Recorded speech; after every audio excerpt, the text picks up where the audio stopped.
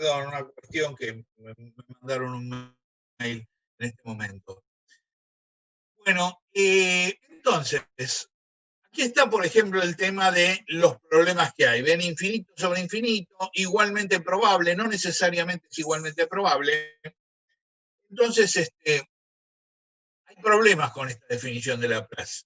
Es la definición llamada clásica de probabilidad. Ahora, uno podría decir, bueno, mira, en vez de hacer esto, lo que vamos a hacer es, en vez de analizar previamente, digamos, cuáles son los casos favorables y los casos posibles, lo que voy a hacer es hacer una experiencia y contar las veces que se da el caso que yo quiero cuantificar. ¿Esto qué querría decir, por ejemplo? Bueno, tirar la moneda 100 veces o 1000 veces y contar la cantidad de veces que salió cara. Entonces, por ejemplo, la tiré 100 veces, salió 51 veces cara, 51 sobre 100, ¿sí? Es una estadística, una frecuencia de apariciones de cara en las 100 veces que la tiré. Da 0,51. ¿Ah? Claro, la probabilidad medida exactamente en términos objetivos de Laplace da 0,5.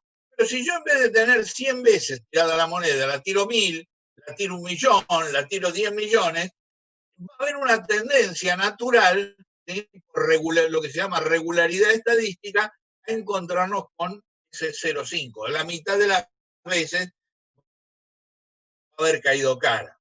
Entonces, si yo tuviera que pensar, ¿sí?, en cuál es la probabilidad de que uno de ustedes haya pensado un número par, diría, bueno, como hay muchísimos infinitos números pares y hay infinitos números en general, ¿sí?, y los pares son uno de cada dos, entonces la mitad de las veces van a pensar un par y diría, bueno, 0,5 la probabilidad.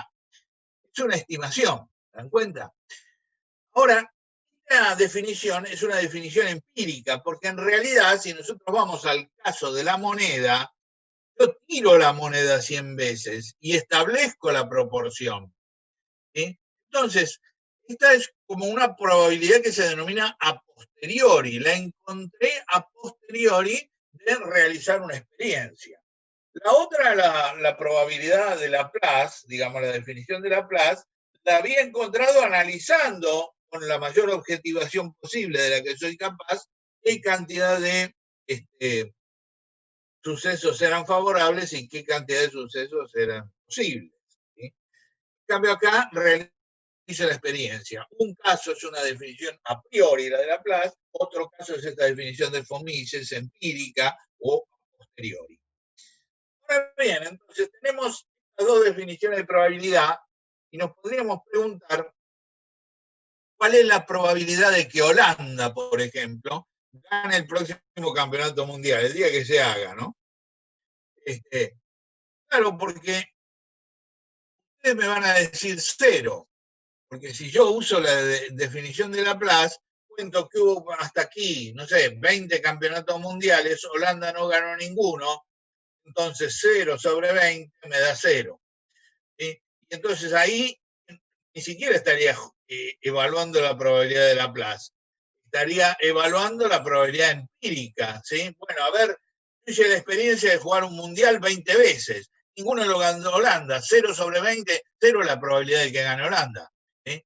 Eso me daría la definición empírica de probabilidad. La definición probabilística clásica me diría, bueno, en la final en el campeonato final van a participar 32 equipos. 1 sobre 32 es la probabilidad de que gane Holanda. Pero tampoco, porque Brasil seguramente tiene más chance que Holanda, nosotros más o menos igual, y Burundi, supongamos que presente un equipo, tiene muchas menos, no tiene tradición futbolística. ¿Está bien? Entonces, no puedo medir la probabilidad bien, ni, digamos, con la definición de Laplace, ni con la definición empírica. Yo podría subjetivamente, esto que yo dije recién de que Burundi no puede ganarle a Brasil, etcétera, podría expresarlo subjetivamente, por ejemplo, a través de las apuestas.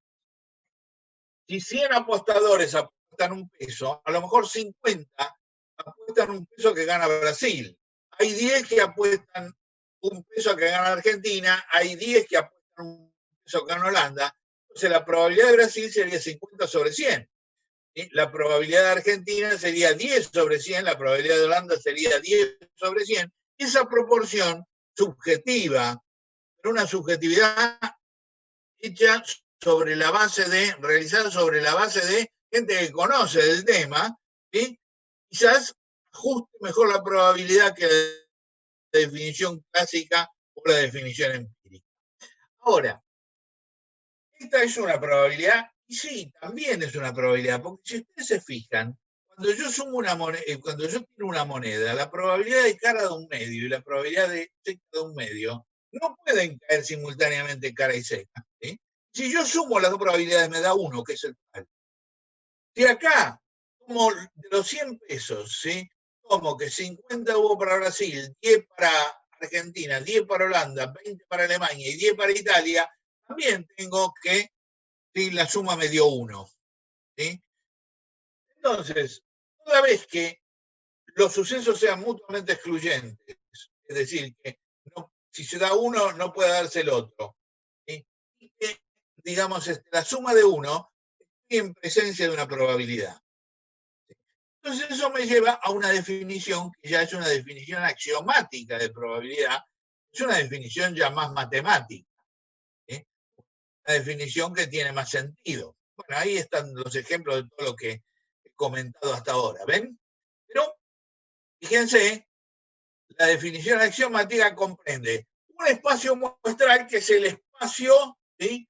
De sucesos posibles, cara seca, los que pueden ganar el campeonato mundial, las caras del dado, etc. Entonces, la probabilidad de que se dé alguna de las cosas del espacio, o sea, la probabilidad de todo el espacio es 1. Y después la probabilidad de que se dé uno u otro es la suma de las probabilidades, suponiendo sí que esos sucesos son mutuamente excluyentes, es decir, que cuando se da uno, no se da otro, cosa que estoy representando por esta intersección vacía. Bueno, entonces esta, ¿sí? Es la definición, por supuesto la probabilidad es siempre un número mayor o igual que 0, ¿no? Es un número que no puede pasar 1, tampoco, porque la suma total de las probabilidades da 1. ¿Sí? Entonces, esta es la definición básica de probabilidad, es decir, la definición axiomática. Una función que cumple con esta relación es una probabilidad. Hayamos llegado a ella por la definición de Laplace, hayamos llegado por la definición empírica, hayamos llegado por la definición subjetiva esta que hicimos hace un rato. Bueno, ¿alguna pregunta sobre esto? Hagan preguntas sin temor a equivocarse.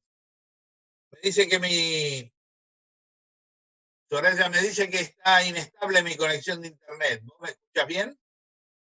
Sí, lo escucho bien. De a ratos Bueno, por ahí se juntan un poquito las palabras, pero nada que no llegue a comprenderse, por lo menos para mí. No sé qué les pasa a los chicos, pero yo no escuché nada raro. bueno. Bueno, entonces, esta es la cuestión. Nos encontramos, fíjense, con algunas leyes de la probabilidad que es importante tener en cuenta. ¿Sí? Estas leyes de la probabilidad básicamente son las siguientes. Por ejemplo, si yo digo la probabilidad de cara al tirar una moneda, bueno, esta es un medio. Entonces, ¿cuál es el complemento de cara? Seca. Si no cae cara, cae seca. Ahora, la suma de esas dos es 1. ¿Sí? Entonces, fíjense, 1 menos la probabilidad de A es la probabilidad del complemento. Eso es lo que está mostrando esta importante de la probabilidad. Muy bien, la segunda ley es esta, la probabilidad de que ocurran o A o B, siendo A suceso y B otro suceso, digamos bien, ¿no? O sea, por ejemplo, un suceso puede ocurrir excluyentemente respecto de otro. O sea, yo no puedo estar aquí en la calle simultáneamente. Yo no puedo estar hablando con ustedes y estar simultáneamente haciendo una compra, pongamos. Son sucesos que se excluyen. ¿Sí? Ahora, hay sucesos que no se excluyen, que pueden ocurrir en simultáneo. Entonces, cuando eso ocurre, la probabilidad de la ocurrencia de uno, otro o ambos es esta. Como la probabilidad de A, que representa el suceso A, ¿ven? La probabilidad de B, y entonces sumé 2 veces la probabilidad de la intersección. Entonces la saco una, ¿ven? Para tener la probabilidad de la unión. Claro que si la intersección es vacía, la probabilidad de la intersección B tiene que ser vacía, tiene que ser 0. Entonces se reduce simplemente a probabilidad de A más probabilidad de B.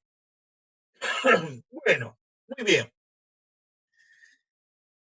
Estas dos leyes son las más importantes y representativas, ¿sí? Ahora lo que vamos a tratar de ver es algunos principios de conteo. En realidad, principio de conteo, a ver, un segundito. Ustedes pueden ver esto para ampliar un poco, etcétera, pero a mí me interesa que recordemos algunas funciones, ¿sí? Como el factorial. El factorial de 0 es 1, el factorial de 1 es 1, el factorial de n es el factorial de n menos 1 por n. Por ejemplo, el factorial de 3 es factorial de 2 por 3, o sea, 1 por 2 por 3. Ahí, ¿tá? Entonces, la función factorial, como todo esto que vamos a desarrollar ahora, nos va a servir para contar casos posibles o casos favorables. Dijimos que muchas veces podemos llegar a la definición de la probabilidad utilizando la definición del Laplace, ¿sí? Es contar casos favorables sobre casos posibles. Así que bueno, contar casos es una cosa que nosotros tenemos que recordar y aprender.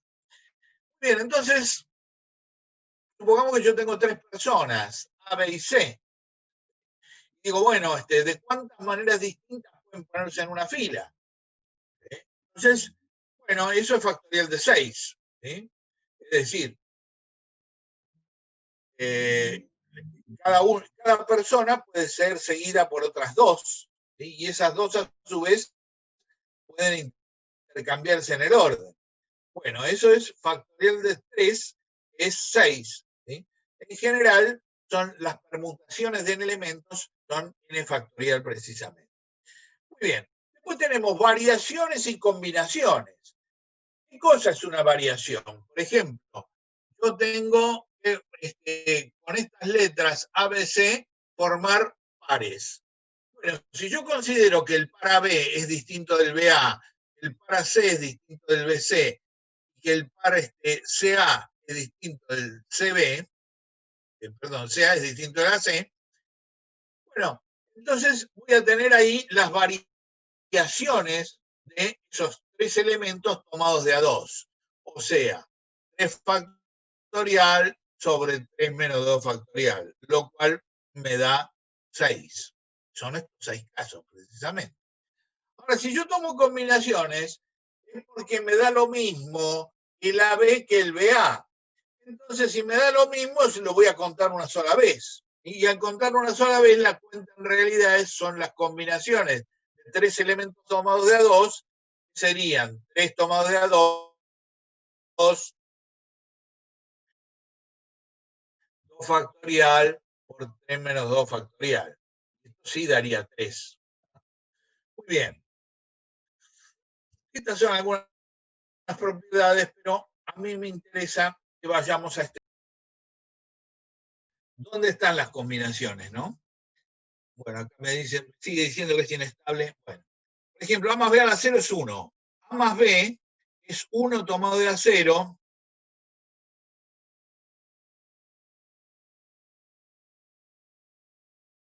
¿Viste? Se cortó el ¿Estás audio. ahí? Porque mirá. Se cortó el audio, ¿Cómo? Cristóbal. Se cortó el audio recién, no se escucha lo que dijo último. Bueno, más bueno. B a la 1. Bueno, lo que quiero decir finalmente es que si yo tengo la A más B a la M, esto es el combinatorio m tomados de AN por A a la m menos n, B a la n. Lo que te decía Soraya es que acá falta un término en esta suma, ¿no? Más 1 tomado de A1, A a la 0, B a la 1. ¿Ves? ¿Sí? Bueno, por ejemplo, ven acá, A más B al cuadrado. Es A cuadrado más 2AB más B cuadrado. Entonces tengo 2 tomado de A0, A a la 2 menos 0, B a la 0, más 2 tomado de A1, que es 2. ¿Sí? A la 2 menos 1, o sea, a la 1, B a la 1, más 2 tomado de A2, que es 1, A a la 0, B al cuadrado. Entonces es esto que está acá. ¿Bien? Esto que está acá. Bueno, la fórmula general es esta, que es la fórmula del binomio de Newton. ¿Sí? Muy bien, eso hay un triángulo, el triángulo de Pascal, ¿sí? Ahí lo tenemos, ¿ven? Que representa, por ejemplo, este es el combinatorio 2 tomado de A1, 2 tomado de A0, 2 tomado de A2, 3 tomado de A0, 3 tomado de A1, 3 tomado de A2, 3 tomado de A3. Y así sucesivamente se puede hacer todo el triángulo. Bueno, también hay un conteo por repetición. Ustedes después, porque puede repetirse la variable, pero nosotros no vamos a hacer de esto un torneo de combinatoria. Simplemente les vamos a plantear algunos ejercicios que ahora van a hacer con Soraya. Y, bueno, no sé si tenemos algo más para hoy. Ya llegamos a probabilidad condicional. Bueno, entonces, con este panorama, ¿sí? Nosotros vamos a comenzar a hoy hacer la práctica. La práctica de hoy está referida a hacer unas combinaciones, resolver unas combinaciones, es decir, temas de conteo, y aplicar estas propiedades del complemento y de la probabilidad de la unión y la definición de probabilidad, obviamente, como lo vimos hasta ahora. Bueno, ¿tienen alguna pregunta? Porque yo todavía no escuché a nadie. Por favor, contéstenme, saquen el micrófono un poquito y contesten. ¿Sí? Sin vergüenza. A ver si. Miren que yo en la práctica lo necesito hablando, si no, no sé si se entiende o Sí, no. sí, Sí. acá nosotros hablamos con ustedes. Además, quisiéramos verle la cara también, mis amigos. Aunque sea por una vez, Acá, una foto que pongan algo. Estamos en clase, si están haciendo otra cosa, esto no sirve. O sea, acá nosotros estamos dando clase y necesitamos verles la cara. ¿Ah? Hola, amigo Loza, amigo Alejo Vieira, amigo Fede Tesone, Lucas Sosa, Franco Davicino, y Vanessa Ibar, y Mariano Arias. No los veo. Si no los veo, no están. Si no están, nada. ¿Sí? Ustedes dan el presente y después de esto no entienden ni la mitad. ¿Ah? Es así. O sea, acá hay que estar las 3 horas. Esto es como si vinieran al curso. No tengo cámara web, dice No tengo cámara web Franco. en esta máquina, dice Franco Davicino. Bueno, pero tendrás este micrófono, ¿podés hablar o no?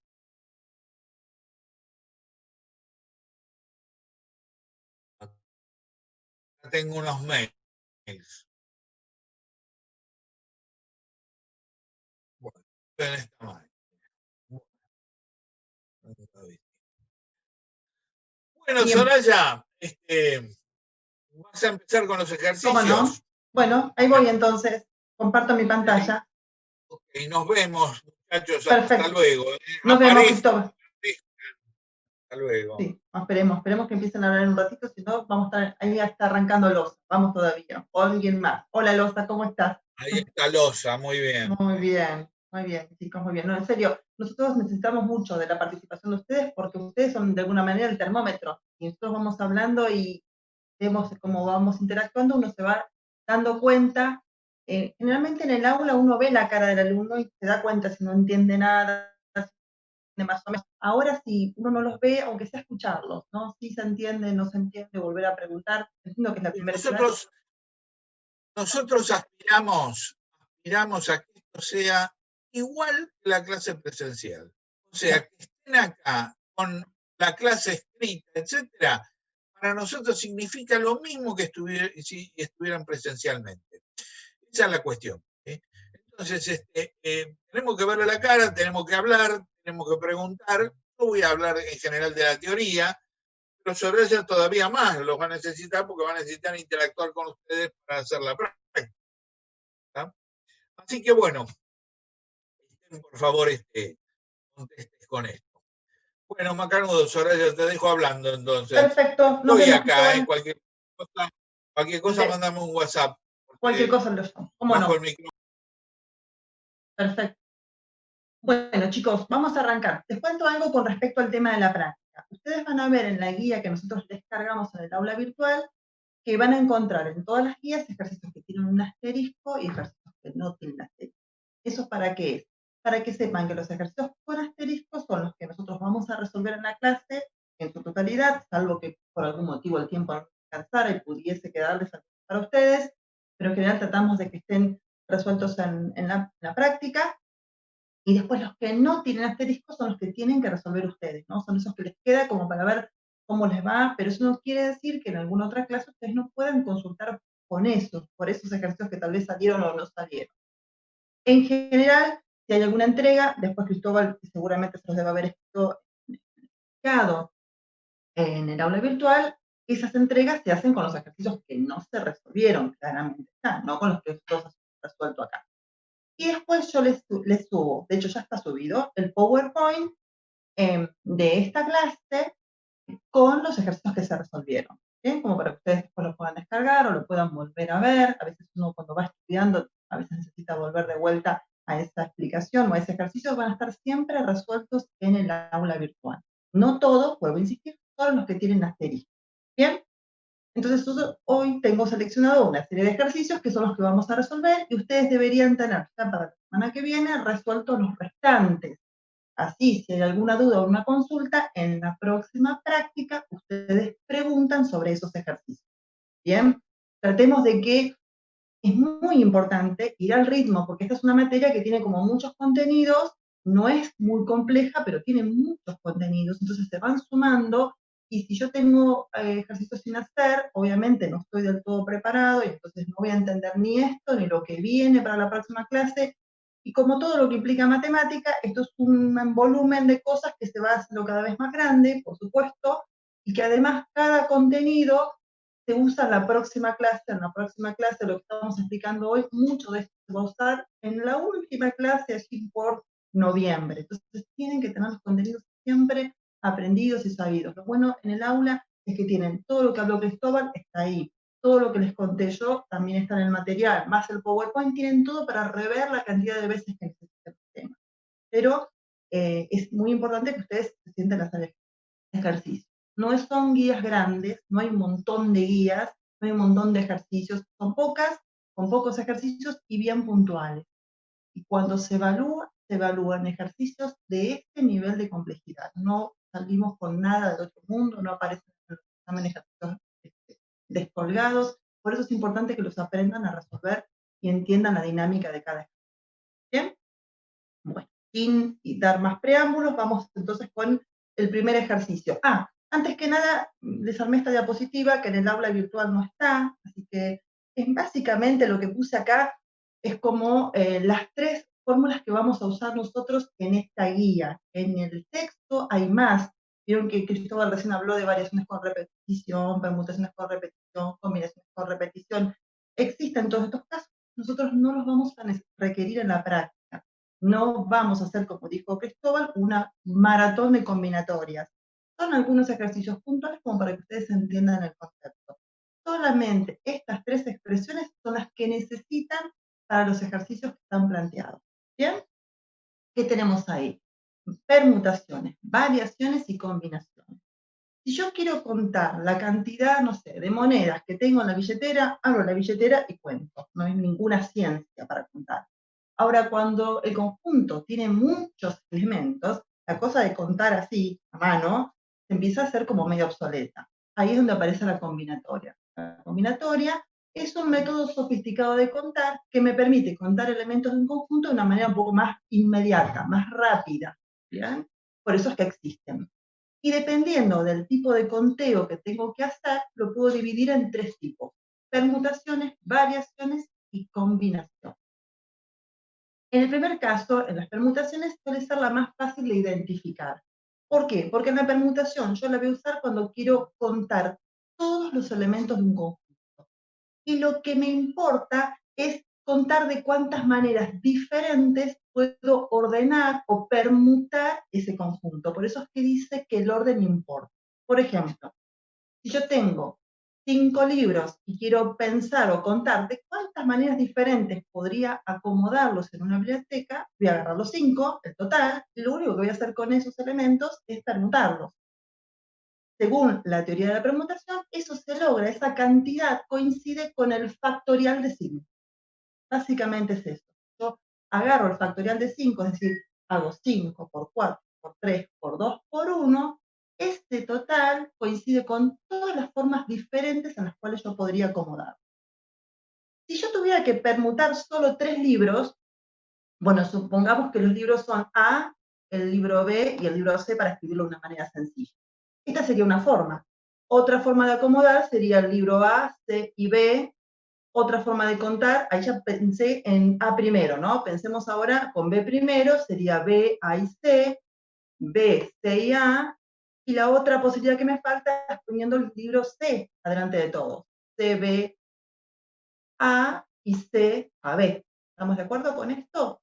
En total tengo 6 formas diferentes de acomodar libros. Si usara la teoría de la permutación, en vez de haber acomodado todas estas cuestiones y pensado en todas las posibilidades, solamente tenía que hacer una permutación de 3, que esto es lo mismo que tener 3 por 2 por 1, y eso me da los 6 que habíamos obtenido aquí con nuestro esquema de la izquierda.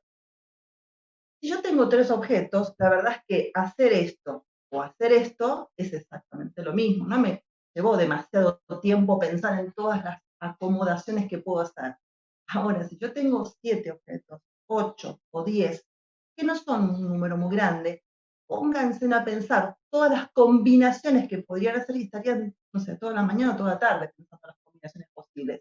Mientras que aplicar esta expresión es inmediato. ¿De acuerdo? Ahí es donde toma importancia y relevancia la combinatoria como un elemento de conteo más rápido en cuanto a tomar elementos de un conjunto y ver qué pasa con todas sus posibilidades. La que suele ser un poco más difícil de distinguir es la variación y la combinación. Lo primero que tenemos que hacer es pensar cómo la diferencio de la permutación.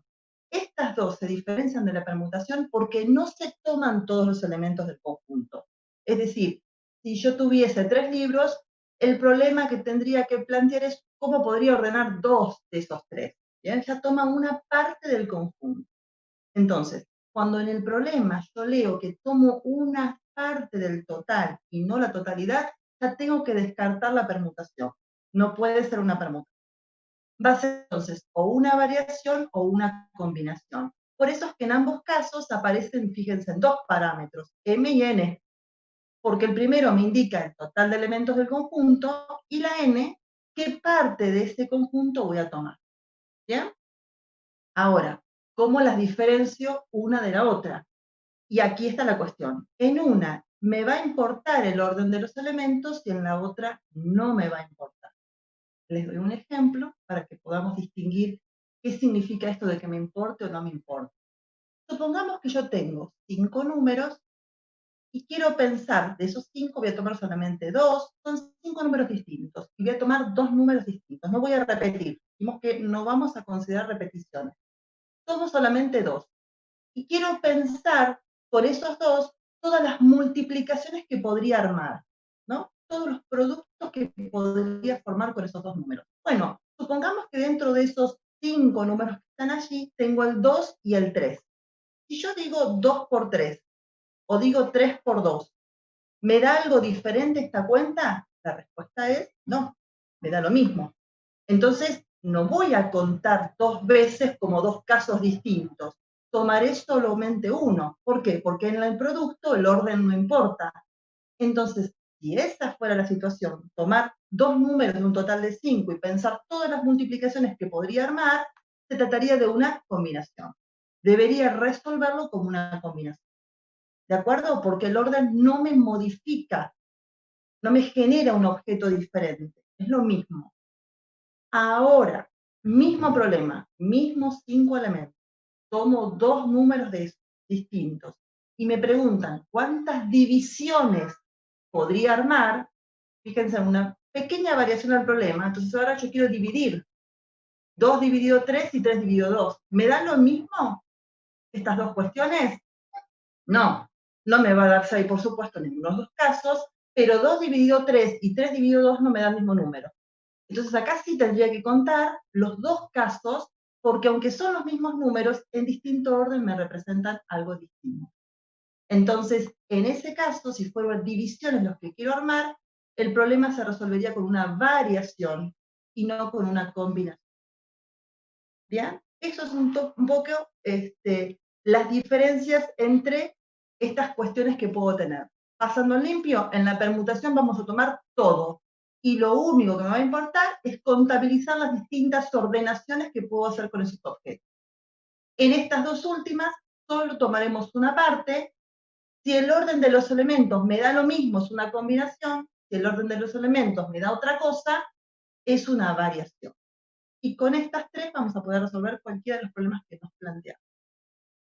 ¿Dudas? ¿Preguntas hasta acá?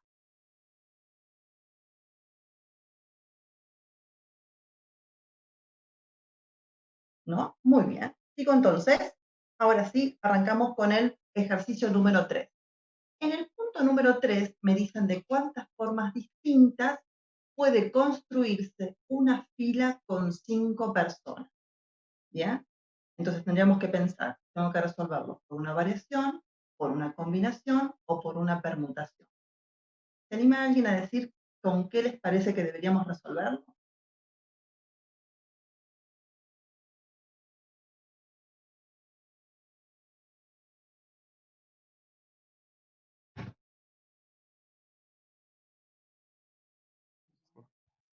Una permutación. Muy bien, perfecto, Sebastián. Una permutación. Perfecto también, Muy bien, es una permutación. Tengo 5 elementos, son 5 personas, y lo único que quiero hacer es acomodarlo en distintos lugares. Otra forma de darme cuenta de que era una permutación, si yo no me termino de dar cuenta de aplicar la fórmula, puedo pensarlo de esta manera. Tengo 5 lugares, ¿de acuerdo? Entonces, para ocupar el primer lugar, ¿a cuántos candidatos tengo para elegir? Están los 5 parados, así que cualquiera de los 5 lo puedo ubicar en este primer lugar. Pero una vez que yo siente a uno de esos 5, que puede ser cualquiera, para el próximo lugar ya no me quedan 5 para elegir, porque hay uno que está sentado, me quedan 4 posibilidades. Por este mismo criterio, si ya senté a los dos primeros, para ocupar el próximo lugar vacío, voy a tener para elegir a 3 de los que están parados, a cualesquiera. Tengo 3 posibilidades. Con este criterio me van a quedar 2, y el último que quede parado va a ser el último que se siente, es decir, una única posibilidad para la última ubicación. Y eso que está ahí lo puedo pensar como 5 por 4 por 3 por 2 por 1, que no es ni más ni menos que el factorial de 5. Y esto coincidía con la fórmula de permutación, ¿está? Que como muy bien dijeron ustedes, es una permutación de 5 elementos, n factorial, y me daría, bueno, entonces en la calculadora generalmente se resuelven permutaciones. Después fíjense bien en sus calculadoras científicas que la tecla de permutación, de combinación y de variación tiene que estar. Si no saben cómo usarlo porque no lo usaron nunca, en internet hay un montón de videos donde se explican cómo usar las distintas teclas de la calculadora, ¿de acuerdo? Y si por algún motivo no la encuentran y demás, me avisan que yo les busco algún video y se los cuelgo en el aula. Pero en todo caso, prueben primero ustedes, porque yo no sé qué calculadora tiene cada uno de ustedes. Busquen, googleen con su modelo de calculadora. Hay un montón de videos donde explican todas las formas de utilizar las teclas. ¿Bien? Eso les va a ayudar para no estar perdiendo tiempo de hacer esta cuenta 5 por 4, por 3, por 2, por 1. Es inmediato. Da 120. Bien, ¿se dan cuenta lo que es haber querido contar esto a mano? Haber empezado a pensar todas las posibilidades, es impensado. Por eso les decíamos que para un número pequeño de objetos, uno lo puede hacer a mano. Ahora, cuando el conjunto empieza a aumentar, y no mucho, porque 5 tampoco es un conjunto demasiado grande, el problema es que se dispara mucho el conteo. Por eso es importante las permutaciones en estos casos. Bien, si se entendió este punto, avanzamos con el siguiente, que es el punto 4. No, perdón, es el 4 el que sigue, pero con asteriscos el 5, y dijimos que íbamos a resolver, tienen con asterisco. El 4 les quedaría a ustedes, y el 1 y el 2, que tampoco lo hicimos, son también para ustedes. Bien, siempre vamos haciendo salteado. El punto 5, ítem A, dice, ¿de cuántas maneras distintas 3 niños y 2 niñas pueden sentarse en una fila? En el punto B, ¿de cuántas si las niñas deben hacerlo juntas y los niños también? En el punto C, ¿de cuántas si se pide que solo las chicas permanezcan siempre juntas? En el ítem A, ¿qué creen ustedes que tenemos que aplicar ahí? ¿Permutación, variación o combinación?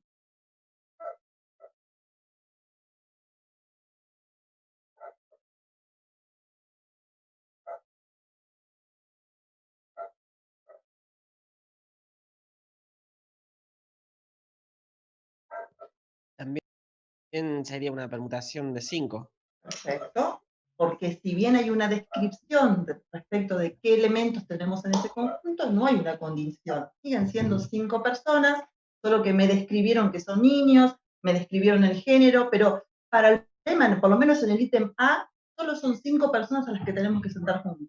¿Lo ven a eso?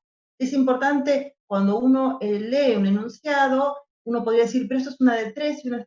No, no es de 3 y de 2, porque en el ítem A no hay distinción de cómo sentarlas. Siguen siendo 5 personas, así que es una permutación, por supuesto, y de 5 elementos, que coincide con el ejercicio anterior, ya lo calculamos, eso me daba 120.